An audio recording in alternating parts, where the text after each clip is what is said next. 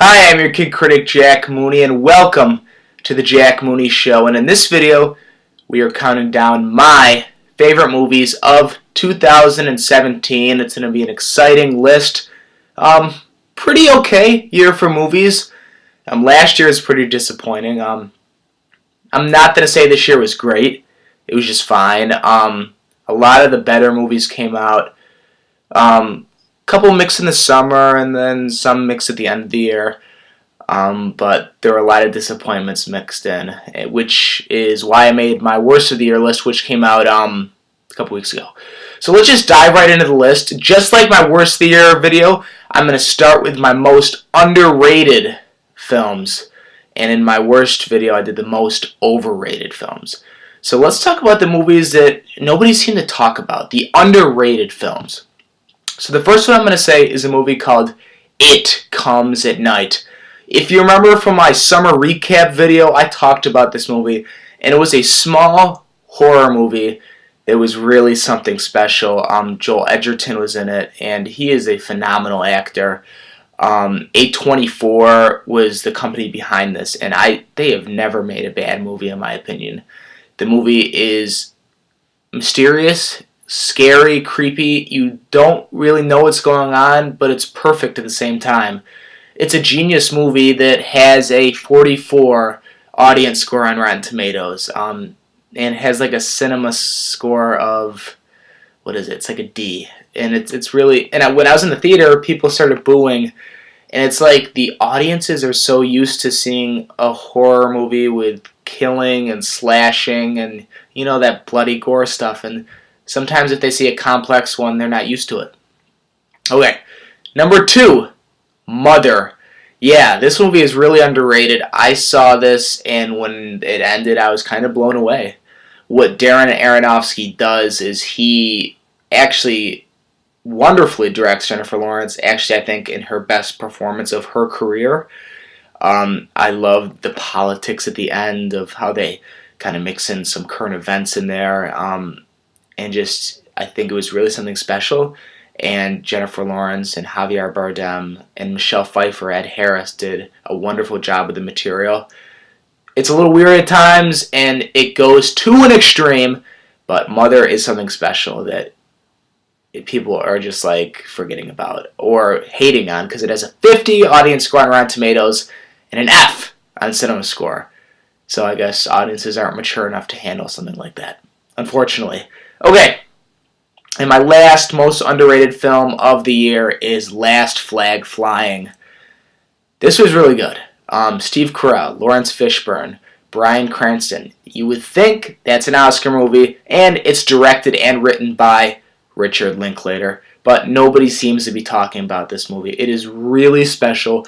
Really, it's a great, phenomenal film. It's a buddy movie. There are scenes that I was really shocked and saddened for the characters, but then there's also scenes where I can't help myself from laughing at Steve Carell cracking up. There's a scene where they go to get a flip phone and they make jokes, or they cannot stop laughing on a train. It is a unique experience, and Richard Linklater is the one to do this film. I highly recommend it. What's weird about it is they released it in like 500 theaters, and then they just stopped. So luckily, where I live, they released it in one theater, but it's really special, and Bryan Cranston and Lawrence Fishburne should be deserving of Oscar nominations and a Best Screenplay nomination. But the Academy likes to pick its favorites, which they're doing this year with 3 Billboards and Shape of Water. But, yeah. So let's just dive into the list, the real top 10 list. But, yeah, take a look at those underrated films, because they're actually quite good. Okay, number 10, Best of the Year. And number 10 goes to Detroit. Yes, another underrated movie, but Detroit was something really powerful, and Catherine Bigelow knocked it out of the park. When I saw this, I just remember being shocked, surprised, and disappointed in how Americans used to treat African Americans. It is sickening, and it's hard to watch, and it's important that people go see this. and like nobody did. It lost a lot of money. I think it was only in theaters for 2 weeks, but Catherine Bigelow makes it raw and authentic, and you feel like you're there. Unfortunately, I have not seen Zero Dark 30 in the Hurt Locker, but I really want to now because Detroit really puts you there and makes you feel for the characters, and she did a phenomenal job. I really like Detroit. Nobody's talking about it. It's a really special film. Okay, number 9. I actually saw this in New York City a few weeks ago. It's not out in regular theaters yet, but it will be in the next week, and that is Hostiles. Hostiles stars Christian Bale, Rosamund Pike, and it is directed by Scott Cooper, who did Black Mass with Johnny Depp a few years ago. Now, when I saw Black Mass, I was like, whoa, this is a really special film. I don't think, other than Scorsese doing Casino, The Departed, Goodfellas, I have seen something so special in like the gangster film history of Black Mass. Like, I really thought it was something special, and Johnny Depp gave the best performance of his career. I'm not even lying. But we're not talking about Black Mass. We're talking about Hostiles. And the reason I liked Hostiles is because of Scott Cooper, who made the wonderful film Black Mass. Hostiles is sad. It's really depressing. Because it follows Christian Bale as he slaughters these Native Americans. And it's the emotional look at how he feels about it. And it's just spectacular. The writing is phenomenal. I would think the pacing would be slow, and it's not. It moves, and it's interesting and intriguing, and the scenes are so nicely done. And whatever Scott Cooper's doing, he needs to continue doing it. And yeah, Christian Bale should be getting Oscar buzz for this performance because he is subtly phenomenal. It's a really great film, and I recommend you all see it when it comes out in theaters this Friday. Okay. Number 8, Wind River. Now, I had my doubts before putting this on the list because it was technically one of the last movies the Weinstein Company put out. But I was just like, separate politics from the actual film. And I'm like, okay. And I'm like, wait, Wind River is pretty good. Jeremy Renner, Elizabeth Olsen. Yeah, this movie, nobody's really talking about it again, but I really enjoyed it. And once again, about Native Americans, it's a mystery about how a girl gets murdered, and Jeremy Renner and Elizabeth Olsen have to try to find out who did. And at first, it's like, okay, this is good, but then they throw John Bernthal in there, and they throw this backstory in, and like leading up to why it happened, and there's some intense gun scenes and chases on snowmobiles. Really, this is not a huge big budget action film, but they make it feel like it is, and it is an incredible, fast-paced picture that I have to recommend you all see it because the performances are amazing, the cinematography is great, the story, I would have to say the writing. Taylor Sheridan, who did Hell or High Water and Sicario, he just does it again. And this is a really special movie that really is powerful and moving. Really intense. Okay, number 7. This film was on Netflix, and once again, I don't know how many people saw it because I'm not seeing it on a lot of best theater lists, and that is Mudbound. I remember one day I'm just like, I want to see Mudbound. It's on Netflix. It went to Sundance. Let's just check it out. Man, was I surprised just from the opening scene. I remember that the two brothers, Jason Clarke, and I apologize, I do not know the other actor's name, but they're digging a grave for their father. And right after that scene, with the way it's shot and the perspective that Dees Rees used, who's the director, I knew this was going to be an incredible film, a moving experience, and yeah, it just took off from there. And what Mary J. Blige does, or Carey Mulligan, they embody these characters, and it just comes to life, and it's really incredible.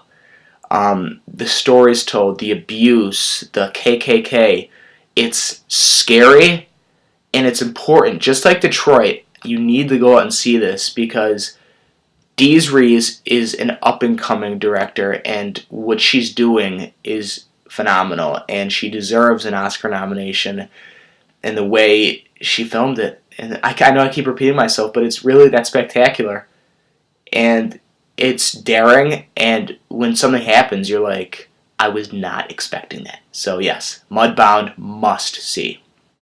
Okay, number 6 was a charming film that came out over the summer, and that is The Big Sick. Yeah, this is getting Oscar buzz, and it should be, because it is incredibly funny. I loved Everybody Loves Raymond, and to see Ray Romano back in a pretty big film is great. And I think he steals the show with his little one-liners and his kind of sad character. It's just great. Ray Romano is hilarious. But besides that, Kumal, who wrote the film, I don't know if he directed it, but I know he was behind it. He tells an amazing story that I think actually happened to him. And I don't know, it's just so funny and relatable. I love to learn about stand-up comics. I'm watching a show on HBO right now, Crashing. Also great. But to see what it's like, once again, the racism of Pakistanis is important. And they throw some humor in there too. A funny 9/11 joke. Shouldn't be funny, but they make it funny. Yeah, it's a charming film, and it deserves the praise it's getting. Okay, down to the top 5. Number 5 goes to Lady Bird, Greta Gerwig's directorial debut.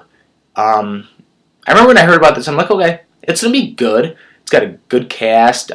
It looks interesting. I love high school movies. When I saw it, I just couldn't help myself from relating to it and tearing up at times and really realizing that Greta Gerwig has created a masterpiece. She really has. Saoirse Ronan, her trying to apply for college, or disagreeing with her parents, or trying to fit in with people she's not, or trying to discover herself, doing the plays. It's like, at times, I'm like, that's me. And what her experience in the film, Saoirse Ronan, it was touching and moving, and Greta Gerwig knows her way with the camera, and I love it, and it just was really sentimental, and I think Greta Gerwig has a great career behind the camera in front of her. It's a spectacular film. I need to see it again, and it does deserve the praise it's getting, and I don't know why all the award shows are like shutting it out. It just deserves so much praise. It does. Okay, number 4. It came out in February. Out of surprise. Nobody was expecting that this would be a phenomenal film. And I watched it again the other night, and it's Get Out. Whoa, this is really powerful. Right to, once again, the opening scene where the man gets taken, and the music in the background, and the opening credits, and the scene where, I'm sorry, I do not know the character names, but when the boyfriend sinks into the chair, or when he kills the family at the end, or his friend, it is just spectacular in every single way. The use of silence in it, the use of the choreography, it's just really something special. It's eerie, it's interesting. It's not a movie where you watch it and you're just sitting there and you're like, yeah, this is okay. No. If somebody paused it or somebody stepped in my way while I was watching it, I would get mad and I'd be like, I need to finish watching this movie. I need to continue seeing this phenomenal film. It's Jordan Peele should, and I hope he does, win the Oscar for Original Screenplay, because this is a original, unique, and important film. What I'm realizing is that all these movies that I've said so far are all important, and they're all, I don't know, they're all great films to be out in 2017. Yeah, I love them all. Okay, let's go to number 3. Now, I really wanted to see this movie last year. Actually, it was my most anticipated movie of the year. And I didn't see it in theaters. And I was kicking myself for that. So I'm like, okay, I'm going to watch it on iTunes. We'll see how it is. Now, I watched the first 10 minutes, and I'm like, yeah, it's okay. But then, for some reason, the next 2 hours were just so emotional and so powerful, and probably one of the greatest experiences I've had watching a movie, and that's War for the Planet of the Apes. I don't know what it was that happened after that 10 minutes, but what Andy Serkis did, and the pain him and his fellow apes were feeling of getting killed and murdered and slaughtered, it's kind of like the Holocaust, was just so emotional. And in Rise and Dawn, I never truly realized that Andy Serkis should be getting awards contention because he is embodying the character. He becomes Caesar, and it's really emotional. Even though there's no war in the film, it's a mental war. And Matt Reeves, who is directing the next Batman, has just done something really special with this. And I want to watch it again. And it's just so powerful and so incredible, and you have to see it to really believe that the motion capture work and the score and the action, everything is perfect except the 10 minutes, but it's powerful, it's moving. I know I'm repeating myself, but it's really special. I don't usually like action movies. Actually, most of them, this is the only, well, this is sort of, there's another one on here that's coming up, but this is basically the only real action movie on the list, and I usually don't like them, but for some reason this one touched me, and I really liked it. Okay, number 2 and 1. They were like this. I didn't know. I did not know which one to choose. And both of these movies, I think, let me look. Both of these movies I saw twice in theaters, and within short amounts of times too. Like, sometimes I see a movie, like let's say Thor, which I didn't like. Thor Ragnarok I did not like. I saw it the first time and I hated it. And then I was talking to somebody and we're like, yeah, let's go see it. I wanted to see it with somebody else. Maybe that would change my opinion on it. And it did. I liked it a little bit more. I still don't really like it, but that was just going to go see a movie. These next two are going because I want to see it again, because they are motion pictures. They are the films that have defined the year. So number 2 is Blade Runner 2049, a movie that I think is absent from most people's top 10 list, and it is phenomenal. The best actor working today, Ryan Gosling, what he does with this character is truly spectacular. The scene where he has sex with his hologram girlfriend and the prostitute was literally the best scene of the year in film. The casino action scene with Harrison Ford, or the scene where they were fighting in the water, or the end scene. Oh, it's just, and the score, and the scenes where they try to make it seem like Ryan Gosling isn't adapting to human culture. It's just so spectacular, and what Denis Villeneuve has done is groundbreaking. It's new, and yeah, the movie's 3 hours long, and it's slow, but it's a slow burn, and it's phenomenal. It is fantastic, and I hope it wins all the technical awards at the Academy Awards, and I'm hoping that it gets a nominee for picture or director, because it's a really special film, and I recommend you all see it if you are ready to spend a solid 3 hours in a great universe. And I hope Ridley Scott makes number 3, because he said that, and that got me excited. Okay, so we're here at number 1. I also saw this in New York City, and I saw it again a couple days ago. And the first time I saw it, I was like, wow, this is really good. At first, this was like number 7 on my list, but then I saw it again, and I'm like, man, This is not only the best movie of the year, but it's one of the best fucking movies of all time. I'm not kidding. And it's Phantom Thread, Paul Thomas Anderson's new movie. It will blow you away. It is, the score by Johnny Greenwood is fucking amazing. The cinematography, literally Paul Thomas Anderson's direction in this. Like there's a shot that's underneath tea, and it shows. I'm not gonna spoil it because the movie's fantastic, but it shows Alma like making the tea, and it's just like, how do you do that? Or the scenes with people walking up the stairs, or the dresses, or the car driving down the street. Paul Thomas Anderson has his way of how he wants things to look, and that is clear here. Daniel Day-Lewis, the best performance of the year. Who cares about Gary Oldman and stupid Winston Churchill? This is like new, and this is crazy, and the dialogue is phenomenal. His sister is feisty and so well done. I mean, these are characters that are strange, but yet intriguing and complex. And Paul Thomas Anderson, in my opinion, the best director of all time, and I mean of all time, has crafted a story that I think people will talk about for a long time. I love The Master. I love Boogie Nights. I love Punch Drunk Love. I love There Will Be Blood. And I love Phantom Thread. The other three movies I don't really care about, but those five, yeah, they're really good. So yeah, Phantom Thread, amazing performances, amazing direction, amazing score,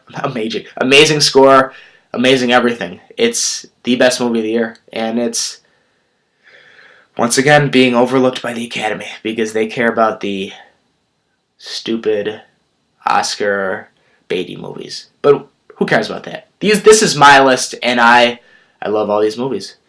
So I know that was 22 minutes, but hopefully time well spent. I hope you enjoyed the little clips I put in between my dialogue. And yeah, these are all great movies. The underrated list and my top 10. Any of them are worth seeing. And if you are in the right mindset and you're ready to experience something that is rare and intriguing and new, take the risk because these are all worthwhile and I recommend you see them soon. Okay, I'm a critic Jack Mooney and have a great day at the movies. Academy Award nomination prediction list will be coming out soon, but the nominations have to come out first. Okay, bye.